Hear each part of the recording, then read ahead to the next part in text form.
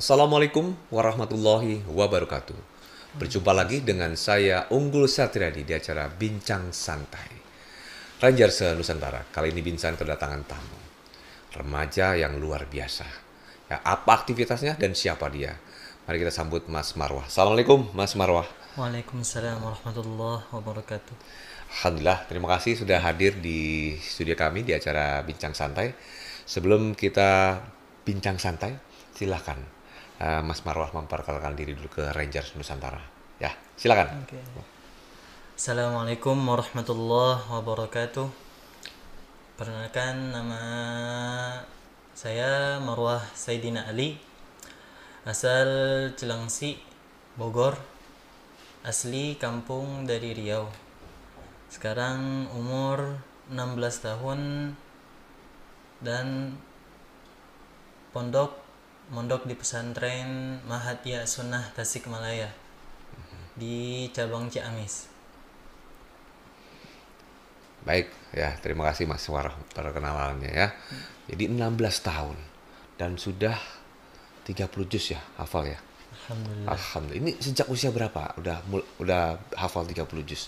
Usia 15 tahun. 15 tahun. Ya, Masya Allah. Alhamdulillah 15 tahun udah hafiz 30 juz ya, hafal Quran 30 juz. Nah, Mas Warah, mulai kapan nih kenal sama Quran, belajar menghafal Quran ya, atau mungkin membaca Quran ini mulai sejak kapan? Boleh cerita sedikit ya, Mas Marwah ya. Silakan. Marwah pertama masuk SD itu di Riau. Di Riau. Di Oke. Riau itu masuk SD semacam SDIT. SDIT ya. Hmm. Hmm. Jadi di sana tuh Marwah sejak kecil udah sering melihat halaqah Quran di sekitar masjid dekat rumah.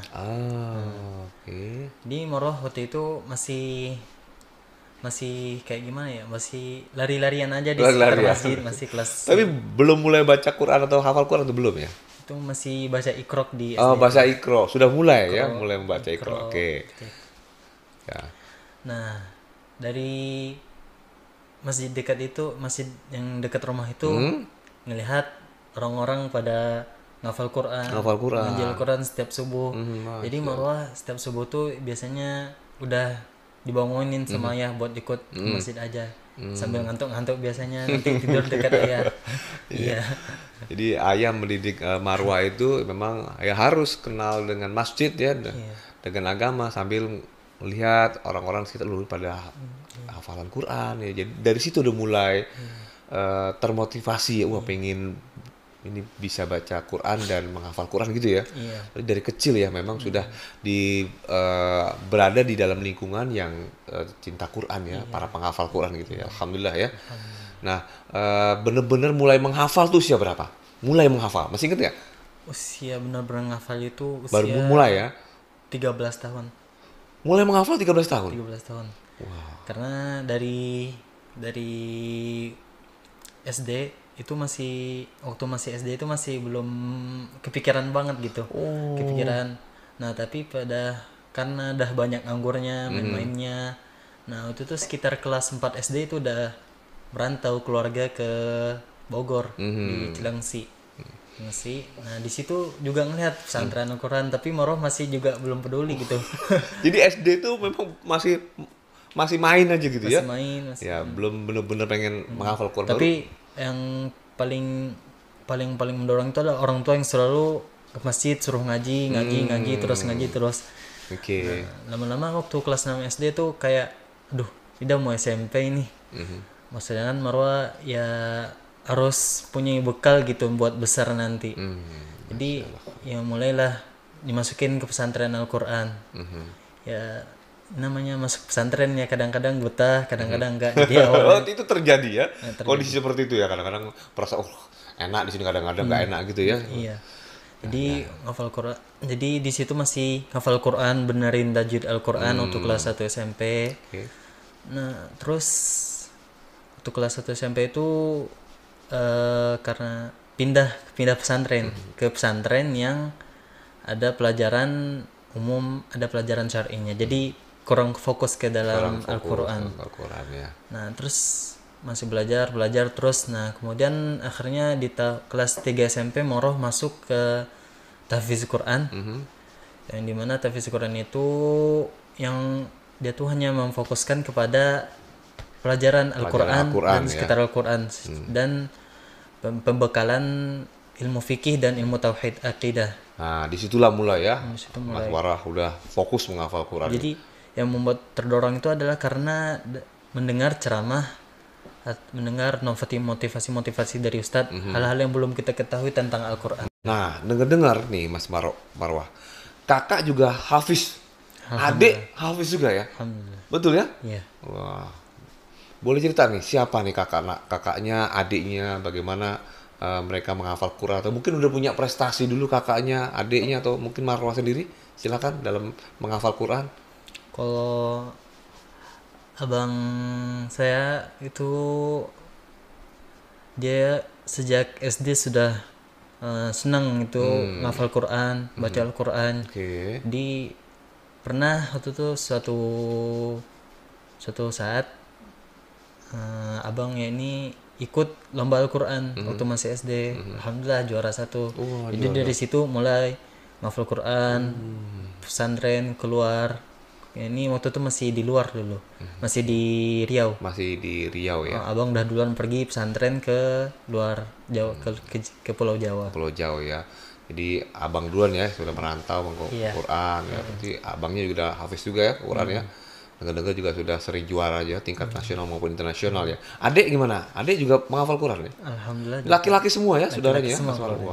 Penghafal udah 30 juz belum adik? Kalau adik masih tahap menghafal Quran. Ya, alhamdulillah. Jadi memang benar-benar keluarga hafiz ya. Dan tadi dengar di rumah yang di mana di Riau itu juga dekat masjid, sehingga dari kecil sudah dikenalkan dengan kegiatan-kegiatan agama, baca Quran, hafal Quran gitu ya. Iya. Ya, jadi memang dari kecil ya. Nah, sudah dewasa remaja. Ada nggak sih peran kakak ya, peran kakak nih ya, udah usia sekarang nih, peran kakak untuk terus memotivasi Marwah untuk tetap bisa menjadi penghafal Quran? Ya, yang namanya kita sebagai penuntut ilmu yang namanya kadang bosan, kadang malas, kayak itu kan pasti datang. Jadi Marwah kadang-kadang motivasi untuk bisa lebih dalam menuntut ilmu adalah ngelihat ke atas. Jangan lihat yang ke bawah. Kalau ngelihat ke bawah dia juga misalnya ngelihat teman, oh dia malas, saya harus malas juga lah, gitu. Harus ngelihat ke atas, ngelihat orang-orang yang sudah sukses dengan Al-Quran yang ia pegang. Ya, terkadang juga Marwah ngelihat abang juga ikut lomba Al-Quran, alhamdulillah menang, terus belajar Al-Quran. Jadi Marwah termotivasi agar bisa lebih baik daripada itu. Oke, ya berarti memang abang nih salah satu motivasi Marwah juga untuk terus konsisten menghafal Qurannya. Nanti sering nggak nih belajar sama-sama murojaah, sama-sama dengan abang, dengan adik gitu ya? Sering di masjid. Di masjid ya? Di masjid. Sama-sama ya? Sama-sama. Nah itu karena dipaksa abang, ayo murojaah, atau Marwah sendiri punya kesadaran, ayo bang. Kalau dulu sebelum ngerti tentang Al-Quran ini, ya dipaksa. Dipaksa sama abang. Tapi sekarang sadar tidak. Jadi sering ya bertiga gitu ya, menguatkan hafalan ya, sering gitu ya. Oh, sekarang alhamdulillah ya datang ke masjid udah bareng aja nanti ngajinya. Udah langsung ya. Udah langsung, udah enggak panggil-panggil lagi. Jadi gak ada paksaannya dari abang, ngalir gitu aja. Nah, terus adik gimana nih? Kamu ke abang, oke, sekarang udah punya kesadaran. Terus ke adik, bagaimana mengajak dia nih? Peran apa yang Marwah lakukan terhadap adik nih agar bisa mengikuti jejak Marwah dan abang nih? Nah, apakah diajak atau dia punya kesadaran sendiri dalam menghafal Quran, gimana? Peran Marwah terhadap adikmu? Ya, peran Marwah terhadap adik ini harus menjadikan ini harus jadi apa namanya ya? Ya ini mendorongnya untuk dan menjadi contoh ya, mendorong dan menjadi contoh buat adik gitu ya. Contoh buat adik, terus karena dia paling bungsu jadi butuh dorongan lebih kuat. Iyalah, ya kakak-kakaknya, abang sukses mendorong kamu untuk menjadi penghafal Quran 30 juz. Sekarang peran kamu mendorong adikmu untuk jadi penghafal Quran juga kan, seperti itu ya. Ya berdua lah ya. Nah, semoga memang menjadi keluarga yang tetap istiqomah mencintai Quran gitu ya. Nah, aktivitas kamu sehari-hari selain menghafal Quran, apa yang kamu lakukan? Eh, Aktivitas yang Marwah lakukan sehari-hari itu alhamdulillah nggak jauh-jauh banget dari Al-Quran. Seperti belajar, karena Marwah di pesantren ya belajar fikih, belajar bahasa Arab, belajar lugoh, belajar muhadatsah, belajar tauhid yang paling intinya adalah akidah. Nah, ya nggak jauh-jauh dari Al-Quran itu sendiri, kayak tafsir Al-Quran. Jadi juga mengisi waktu luang itu dengan membaca atau dengan hal-hal yang nggak jauh dari Al-Quran itu. Marwah, jadi semua dengan proses ya, pelan-pelan ya, tahap demi tahap kamu lalui agar kamu bisa menghafal Quran ya. Sampai dengan sekarang alhamdulillah dalam kurun waktu kurang lebih 3 tahun kamu sudah bisa menghafal Quran ya. Abangmu berapa tahun bisa hafal 30 juz? Boleh tahu? Sekitar umur 13 tahun. Sampai lebih cepat kamu atau abangmu? Abang. Oh, lebih cepat Hafiz abang. Quran umur 13 tahun. Oh, hafiz Quran 13 tahun udah hafiz Quran ya. Kamu 15 tahun ya. Yang nggak ada kata terlambat. Penting sekarang udah 30 juz ya. Jadi kalau yang namanya ngafal Quran itu yang nggak ada namanya kata terlambat. Betul ya, nggak. Seumuran Abi juga ya menghafal Quran juga nggak ada istilah terlambat ya. Karena alhamdulillah insya Allah dekat dengan para hafiz ya, maka insya Allah ketularan semangatnya ya, termasuk dengan Mas Marwah juga ya. Ketularan. Baik, Mas Wara punya ini nggak kata-kata motivasi buat anak-anak remaja nih, anak-anak remaja seusia kamu agar mereka mencintai Quran dan mau belajar Quran.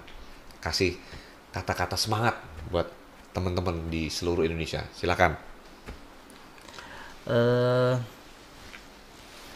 Nabi Shallallahu Alaihi Wasallam bersabda di dalam hadisnya dan perkataannya ini, khairukum man ta'allama al-Quran wa 'allamah. Ya, ini sebaik-baiknya orang di antara kalian adalah orang yang mempelajari Al-Quran kemudian mengajarkannya kembali. Jadi menuntut ilmu bagi setiap muslim itu hukumnya wajib. Karena Imam Syafi'i pernah berkata, yakni jika kalian ingin mendapatkan kesenangan, maka itu tidak bisa didapatkan dengan kesenangan juga. Jadi sebuah kesenangan tidak bisa didapatkan dengan kesenangan. Harus dengan kerja keras. Harus dengan kerja keras. Masya Allah. Jadi jika kita main-main terus di masa muda, karena masa muda ini adalah masa-masa mengukir mengukir batu yang besar untuk menjadikannya sesuatu yang bagus.